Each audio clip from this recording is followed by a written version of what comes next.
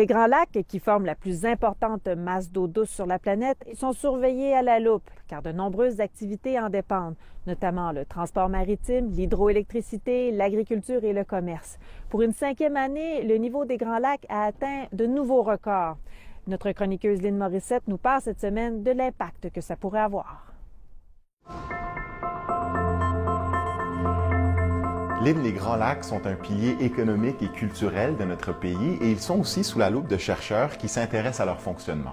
Bien oui, parce que c'est fascinant d'étudier les Grands Lacs.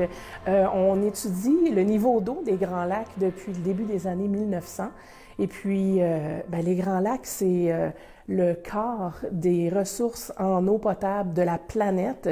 C'est une source d'eau potable pour 8 millions de Canadiens. Et puis, pour vous expliquer à quel point c'est beaucoup d'eau, si on prenait juste l'eau qu'il y a dans le lac supérieur, on pourrait complètement ensevelir toute l'Amérique, nord et sud, de 1 pied d'eau. Et puis, on en aurait assez pour couvrir tout le continent. Ça fait beaucoup d'eau, mais le niveau change et c'est justement ce que les chercheurs mesurent. Il dépend de quoi ce niveau d'eau? Le niveau d'eau dans les Grands Lacs va changer en raison de plusieurs facteurs. D'abord, le taux de précipitation. Donc, s'il pleut, on va avoir plus d'eau. Aussi, le ruissellement ou la fonte des glaces ou tout ce qui peut être sur le côté terrestre qui va se retrouver dans les Grands Lacs. Sinon, ça dépend aussi de la température de l'eau ou de la couverture de glace. Et ces deux facteurs-là deviennent très, très importants parce que plus l'eau est chaude, plus elle va s'évaporer. Donc, si ça s'évapore, il va y avoir moins d'eau qui va rester dans les Grands Lacs, le niveau va baisser. Et la couverture de glace, ça freine aussi l'évaporation parce que quand on a un bouchon sur le dessus des Grands Lacs avec la glace, bien, ça empêche l'eau de s'évaporer. Donc, tout ça, on prend ça en compte, puis on mesure à chaque année le niveau d'eau des Grands Lacs, mais avec un paquet de paramètres pour tenter de s'expliquer pourquoi ça a monté ou pourquoi ça a baissé. Et en plus des facteurs naturels, bien, les humains ont aussi leur rôle à jouer dans le niveau d'eau des Grands Lacs. Une des premières causes d'origine humaine de ce changement de niveau-là, c'est les changements climatiques, parce que le niveau de glace ou la quantité de glace qu'on va retrouver sur les Grands Lacs va changer énormément, la température augmente aussi, mais au-delà de ces paramètres environnementaux-là d'origine humaine, on peut changer le niveau d'eau des Grands Lacs avec de plusieurs façons, par du dragage par exemple, ou des écluses.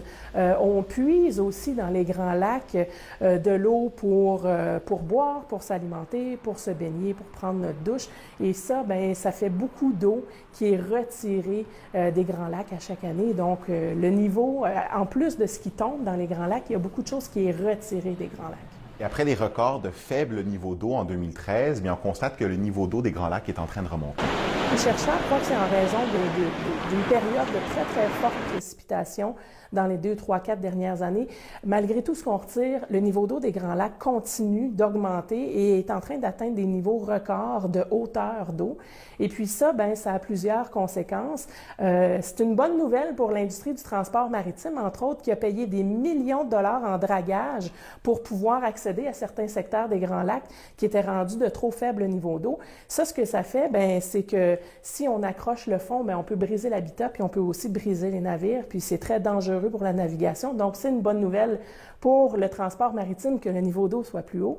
Mais en contrepartie, c'est une mauvaise nouvelle pour tout le dossier de l'érosion côtière parce qu'avec plus d'eau, il y a plus de risques d'érosion. Ce qu'il faut retenir, c'est qu'avec le temps, des événements météo extrêmes, des grosses années de précipitation ou des grosses années de glace ou des années qui ont moins de glace, bien, on en a de plus en plus. Et ce que les scientifiques remarquent, c'est que la variation d'une année à l'autre, elle est beaucoup plus grande qu'avant.